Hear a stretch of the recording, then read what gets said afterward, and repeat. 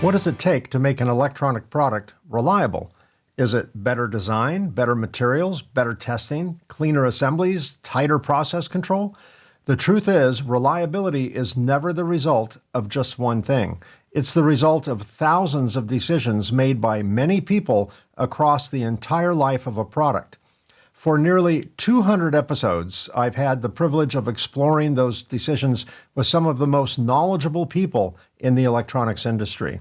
We've talked about failures, discoveries, changing technologies, hard-earned lessons, and the practices that help turn good products into dependable ones. Today, there's no guest. Instead, we're going to look back at conversations, the people, and the ideas that brought us to a very special milestone.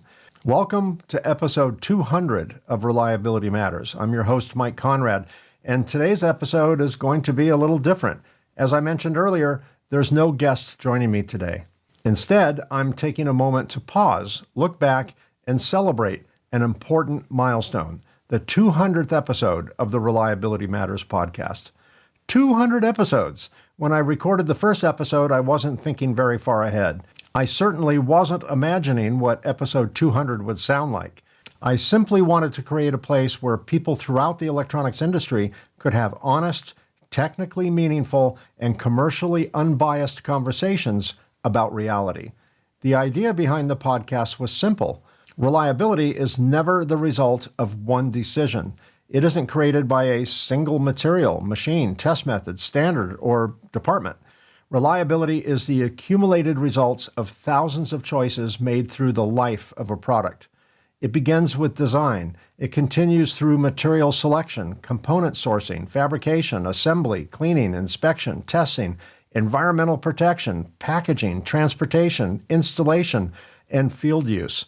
It also depends on people. It depends on training, communication, leadership, experience, curiosity, and the willingness to change assumptions when something doesn't seem right. Every one of those decisions matters. That's why reliability matters.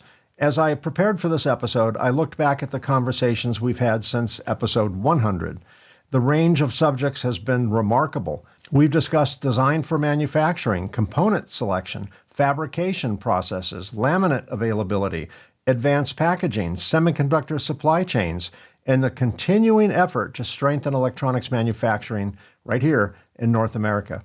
We've examined what happens once a product enters assembly. Our guests have discussed soldering, reflow profiling, hand soldering, rework, robotic soldering, component placement, tape splicing, inspection, testing, automation, production software, data collection, and the practical realities of implementing Industry 4.0. We've also talked about the fundamentals that manufacturers sometimes overlook: process control, workmanship, training, documentation, troubleshooting, maintenance, and the importance of understanding what is actually happening on the production floor rather than relying entirely on what we assume is happening. We've discussed contamination and cleanliness and its effects on reliability. We've also spent a great deal of time discussing electronics design for harsh environments and demanding environments. Our guests have explored conformal coatings, nano coatings, encapsulants, moisture protection, environmental testing, and the challenges of protecting assemblies from humidity, corrosion, vibration, temperature extremes, and chemical exposure. We've discussed the differences among coating materials, the importance of surface preparation, and the reality that even the best protective material can fail when it's applied to a contaminated surface or used in the wrong environment.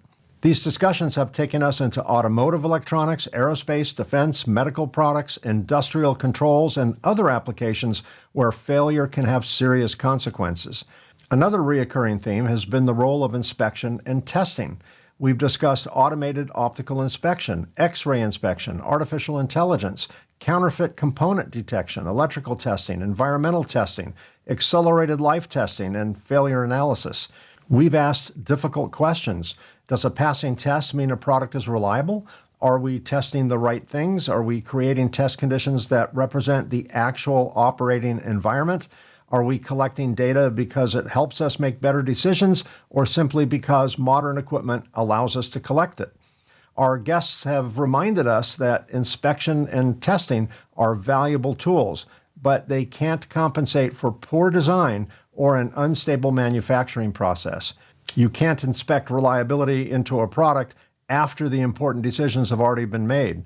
Over the past several years, artificial intelligence has become an increasingly important topic on the podcast. We've explored AI in inspection, manufacturing analytics, training, troubleshooting, design, and decision-making. We've discussed how artificial intelligence may help manufacturers recognize patterns, analyze large amounts of production data, identify defects, improve efficiency, and preserve valuable technical knowledge. At the same time, we've tried to approach the subject realistically.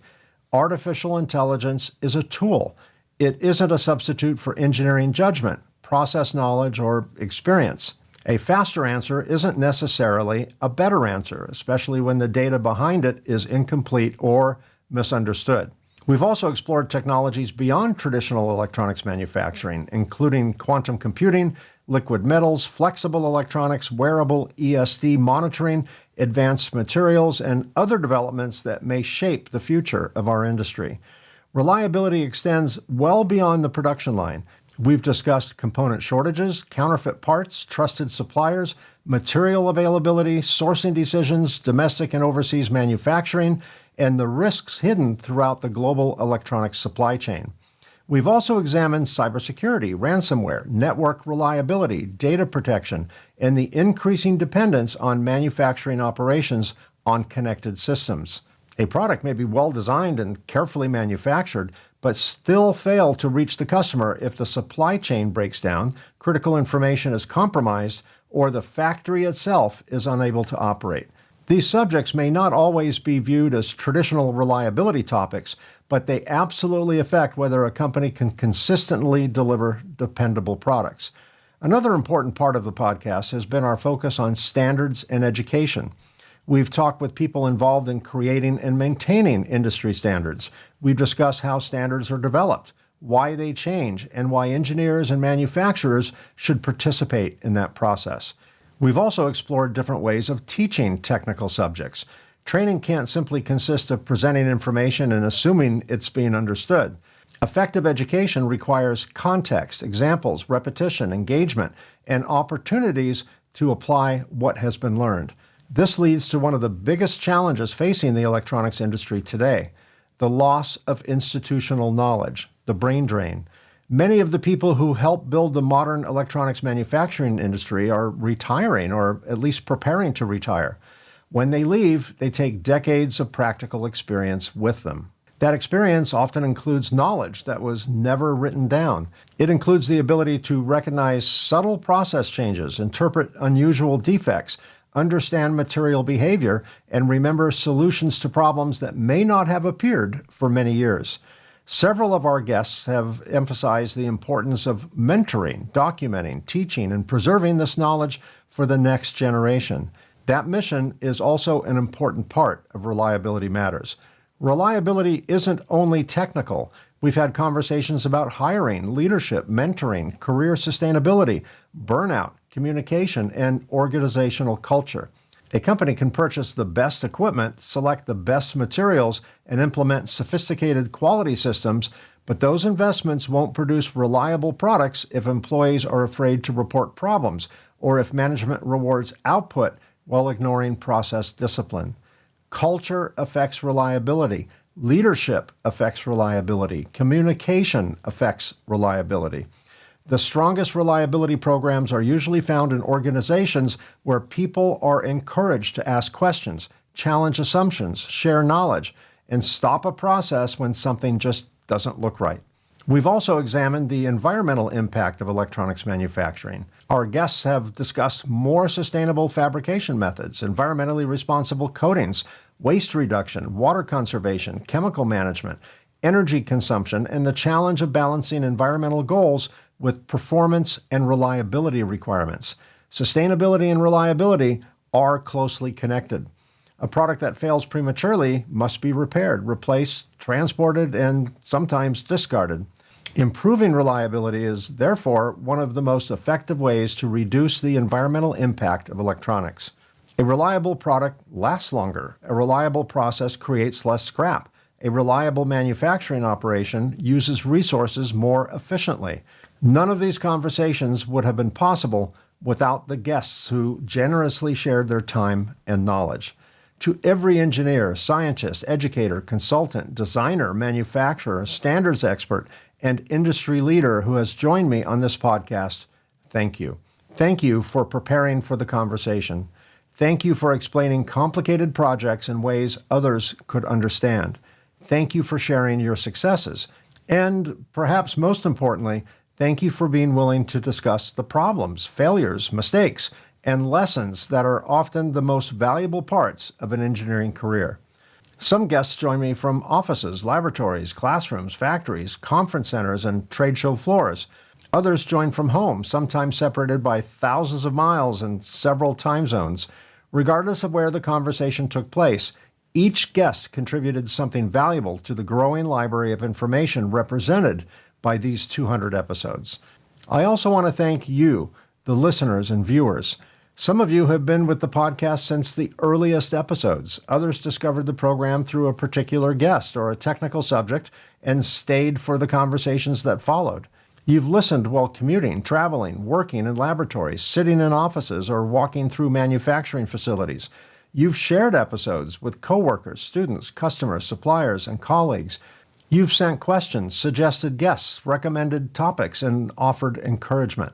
Podcasting can sometimes feel like speaking into an empty room. Your messages, comments, downloads, and conversations have been a constant reminder that someone is listening, someone is watching, and that these discussions are useful. Thank you for allowing Reliability Matters to be part of your professional life. I also want to recognize the organizations that help bring this podcast to an even wider audience.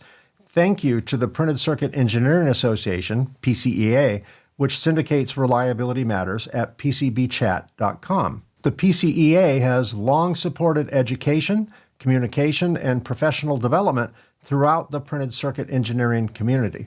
I'm grateful that Reliability Matters is included among the technical conversations they share with the industry.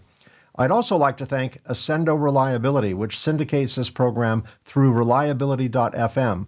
Ascendo Reliability has built an extensive educational resource for reliability professionals, and I'm honored that this podcast is part of that platform. These partnerships help the conversations reach engineers and reliability professionals who may not otherwise have discovered the program.